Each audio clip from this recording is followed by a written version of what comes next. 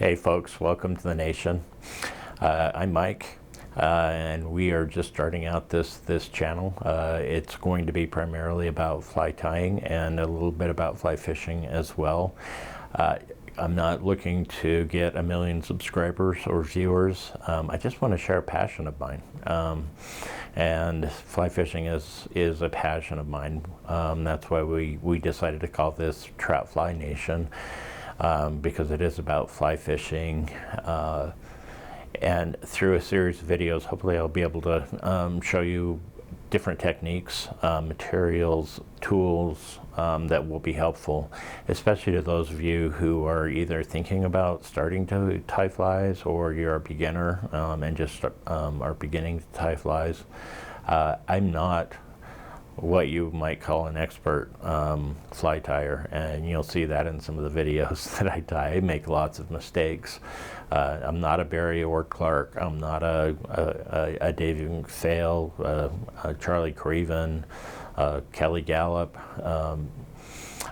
Not to that level by any means, but I do watch their videos all the time and learn different tips and tricks and patterns, and they are amazing to watch, and I would suggest you watch some of the videos that they have out there, because they are just tremendous fly tyers, and we'll talk you through the techniques as well as what the flies are supposed to be representing and what the different pieces of the fly are in relation to an insect or an aquatic insect. So hopefully that will be a good starting point for folks that aren't necessarily ready to jump into the PhD end of the spectrum of fly fishing, but just getting started.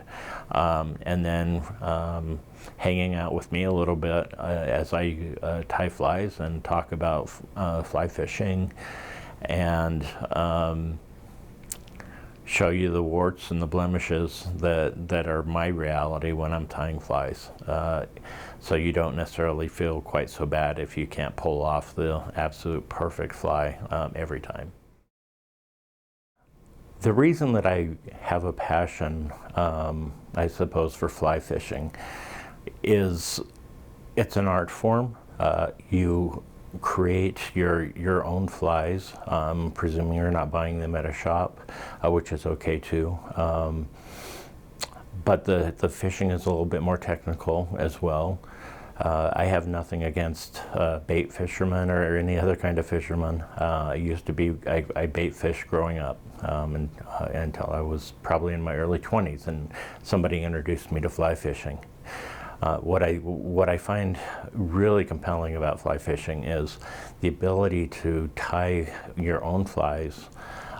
You can invent your own patterns, you can tie tried and true patterns, but it's something that you've made, and then you tie it on the end of a fly line, and when you catch a fish with something that you built yourself and you made yourself, that is just really something else.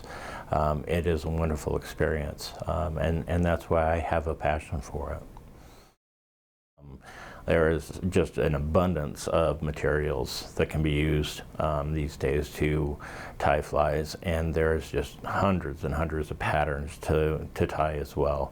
And it's enjoyable just to tie flies. I love to fly fish. I don't get out nearly enough, but I do wander down into my man cave multiple times a week, sometimes 4 hours at a time, and tie flies because it helps me relax and it helps get a lot of things off my mind. Reach out to those that are beginners, beginning fly fishing, fly tying, as well as those who are just thinking about it, and explaining, or at least giving you my point of view as to why I really enjoy it. And a lot of people are going to think I'm really weird about that, and it's probably true. I am a little bit off from time to time, actually quite frequently, now that I think about it. Anyway, I show you tools, how to use different tools, things that I've learned over the years, how to tie different fly patterns for sure. We'll put some of that up there, as well as information on bugs, rivers, lakes, just hopefully a whole lot of different kinds of information that might be useful for those that are seasoned or just beginning fly fishing, especially those that are just beginning fly fishing.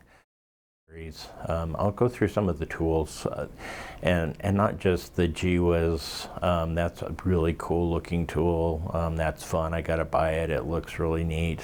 But tools that I thought that about and I purchased, but those that have really stuck around and that I use a lot.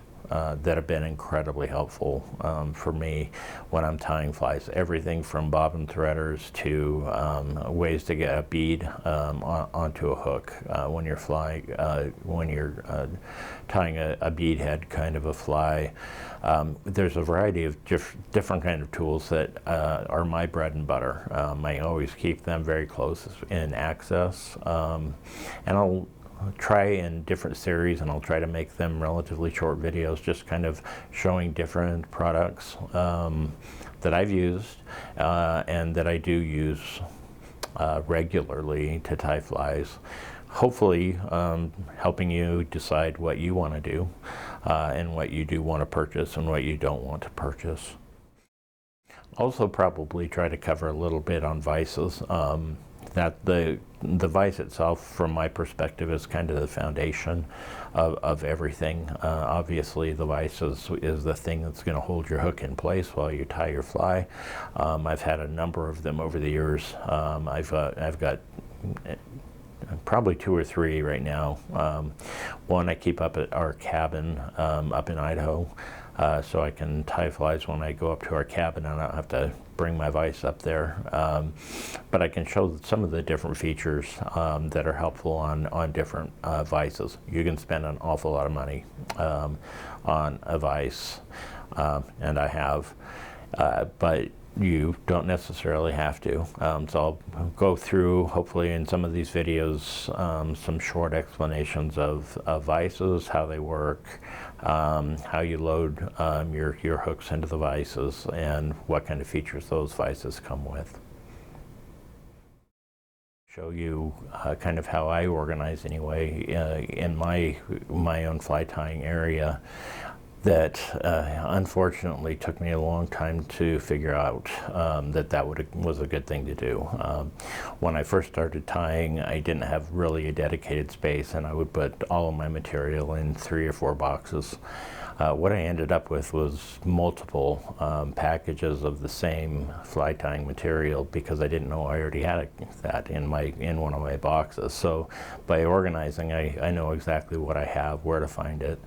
And in one of the videos, I'll show you a short and somewhat embarrassing clip of what it looks like in my basement, which is my man cave, an unfinished basement that I've used. One thing that I want to really address right up front is, even though I'm a fly fisherman, I don't have anything against bait fishermen. To be honest, I really don't have much against anybody. I've always been a kind of person who accepts people for who they are, and I try not to be judgmental. Just because I am far from perfect, and I make at least 40 to 60 mistakes within the first 30 minutes of each day. So I'm in no position to judge anyone. Sorry, that's a little bit down the rabbit hole. But one of the differences that I had to learn with fly fishing, because I did grow up bait fishing, is when you're fly fishing, you really have to be paying close attention, just about 100% dedicated attention. I've had people say, well, when you go out on a river or you're out on a lake, doesn't that just, aren't you bored, or don't you just have too much time to just think about everything that's going on in the world? And my answer is absolutely not, especially not with fly fishing. Number one, I'm in a very beautiful location. Just about any time you're standing in a river, a stream, out in a lake, it's a beautiful, peaceful environment. So that just comes with the package. But the other side that's a little bit different with fly fishing is the fish will be able to tell immediately that what they've just grabbed onto is not real. It may have looked like a mayfly, it may have looked like a worm, it may have looked like a caddis pupa, but it's not. It's feathers, and it's synthetics, and it's fur, and they know it immediately, and they spit it out immediately. Which means you've got to really pay close attention, whether you're flying with a dry fly on the top of the water or a nymph under the water within a merger. You've got to be paying very close attention, because as soon as you get a hit, as soon as a fish decides to take a bite at that fly, you need to try to set the hook. If you don't, you're going to miss it. I've missed thousands of fish. I'm sure fish that I don't even recognize that I've missed, that have taken one of my flies and spit it out, and I didn't even have any idea about it. One of the other things that's beneficial from my perspective, and again, not being judgmental, one of the other things I do like about fly fishing is because they do tend to spit it out or not take it quite so aggressively, is that when you bring the fish in, they're most likely caught in the mouth, which makes it very easy to remove the fly and release the fish. I do primarily catch and release. I'm not up on a podium saying everybody should do that. I do like and eat fish, but what I've learned over the years is I'm only going to keep a fish if I plan on eating it that day, or sharing it with a group that day, or maybe the day after. That's one of the differences with bait fishing. Quite often, you're actually doing the opposite.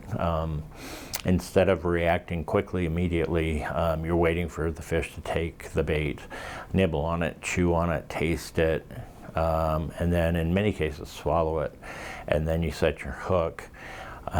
Removing the hook from a fish like that is most likely going to damage its internal organs, certainly going to be damaging its gills as well.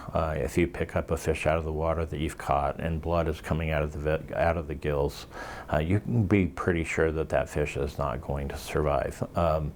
So that's another thing that I do like about fly fishing, is that it's very easy to do the catch and release, because you typically don't end up with a fly all the way down in the stomach of